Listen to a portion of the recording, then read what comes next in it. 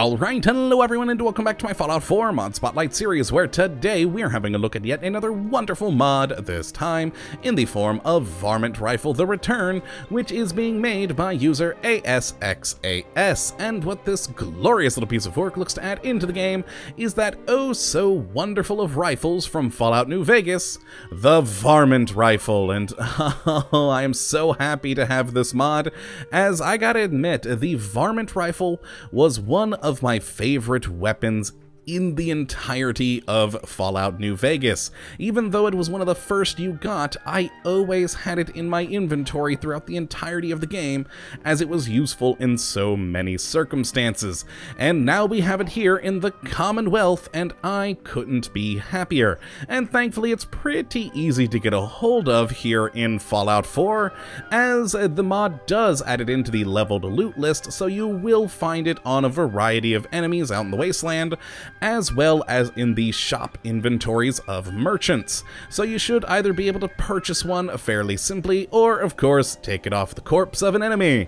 Either way, you're good to go, and when you do get a hold of one, if you have the basic version, which is what you'll usually find in vendors, you will have this, the basic bog standard Varmint Rifle with a standard receiver, short barrel, full stock. As it is a rifle, it only has one stock option, a standard magazine, a standard sight being iron, no muzzle, no tape, and a classic wood finish. Now, I love these last two, as they are purely aesthetic things. You either have some tape back here on the stock, or the various different camos and finishes you can add to the gun here. Very nice options added in by the mod maker. Very cool to give that gun your own little flair. Now, as for the stats, the damage isn't the greatest in the world at 37, which is accurate today. I apologize for previous rifle videos that we've done where I still had the rifleman perk on my character.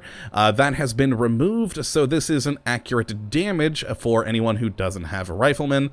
At 37, it uses the 5.56 ammunition, a firing rate of 5, a range of 119, accuracy of 70, a pretty heavy weight, honestly, for what it is at 10.1, and a value of 59. And this is basically what you'll find in the shops, and it's a pretty decent little rifle. Not the best, but can be improved in a variety of ways, as you can see from these others I've made.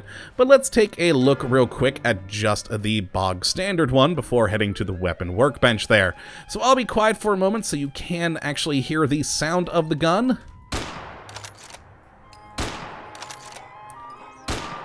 There we go, a pretty good clean sound there, and very lovely animations on the reload, especially this clip animation here.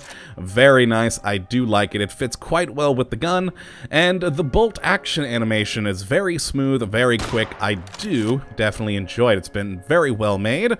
Now, as for other modifications we can add in and then do a little bit more shooting with some of those, let's have a look at the weapon workbench and just jump on our short varmint rifle here, and we'll start in receivers.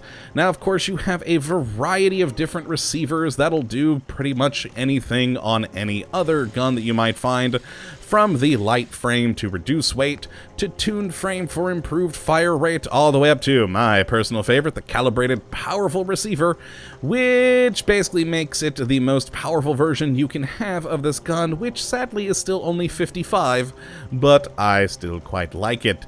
It's very nice indeed. Now, in the barrels, we only have two options, either short or long, which of course, for the long, will add some nice range and accuracy, and is always a good addition to have.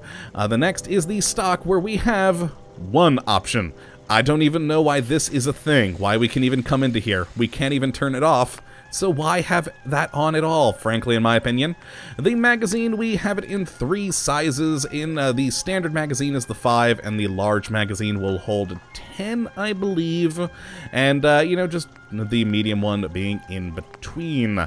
The sights, we have quite a variety in here, all from reflex scopes to night vision scopes, and then the various standard ones, and anything you really want in between here. If you can find it on another gun, it's probably here, though with only 2 different models. As you can see, we have the reflex model up there, which is pretty standard, and then whether it's night vision or not, you get a night vision looking scope on there, even if it's a standard 4x scope, which I'd like to see personally some more variation in those scopes, but oh well, what are you gonna do? Hopefully that will come in the future.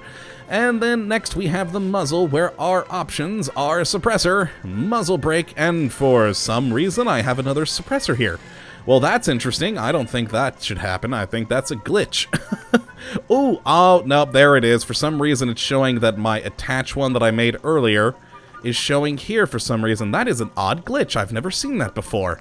Interesting. Because, yeah, it's telling me to build a new one. Never seen that happen before. And then the next is tape, which is very simple aesthetic. You can either add black tape because, well, black tape, or blue tape, which apparently is highly recommended. Who wouldn't want that? And it's 5 adhesive. I just like it because it adds a little bit of pop to the gun. There we go, a nice bit of blue tape. And Codsworth loved that, doesn't he always? And finally, we have the different finishes for this gun, which is pretty cool. And this is where you can really delve into some customization for yourself. Either the wood finish, an M90 finish, winter finish, woodland finish, a green finish, M90 finish, another winter finish, or, well, spray paint rather than the camo. That would be the differentiation between these. So basically just a half-assed spray paint version of the camo, though honestly, I kinda like this winter one. Very nice. It would fit in well for my Frost series. But yes, that is the Varmint Rifle. Now, I've gone ahead and made a couple of these already, such as this Muzzle Calibrated Powerful Varmint Rifle, which is the most powerful one I was able to make at only 55 damage, a suppressed one, and a tuned variant, which fires just ever so slightly faster than the normal. And let's actually get these out and take a little bit of shooting with it. So we'll do the suppressed one first with there we go, actually pull it out there, with the reflex sight on it. So we have that, and just kind of go in and have some fun. And this has the extended magazine on it, so we do have the full 10 rounds rather than 5, which is quite nice. We then, of course, have the tuned variant, which, again, should be firing ever so slightly more quickly. A little bit, not a huge difference, but still, a tiny bit of difference is noticeable. And then, of course, my favorite one, the Muzzle Calibrated Powerful Varmint Rifle. Oh, it's a beauty. Just look at that. It's good. There we go. I love it. And it's a pretty cool gun. And what's even better is that the mod maker has actually made and placed into the world, somewhere for you to find, it's a bit of a mystery, 2 different legendary variations of the Varmint Rifle, one of which is my favorite gun from New Vegas, the Rat Slayer. That's right, folks, you can still go and find the Rat Slayer if you so desire, hidden somewhere in Fallout 4 now for you to find in the Commonwealth. And I love that. I'm gonna have to go find that at some point. I have no idea where either of them are hidden, but let's go over here to where we usually shoot that poor mongrel who, oh, there he is. I didn't see him over there for a moment. Let's get a good sight in on him. Take a breath. That's not the breath key. There's the breath key. And down the dog goes. 2x sneak damage. Perfect. Ah, yes, the Varmint Rifle. It has returned, and it makes me happy. And hopefully, it'll make you happy as well. I definitely say that if you remember the Varmint Rifle from New Vegas, to go and have a look at this mod for yourself, as it is a pretty cool one. And if you would like to, you can take a look at the link in the description, as always. And, yeah, go enjoy your time with a beautiful new bolt-action gun.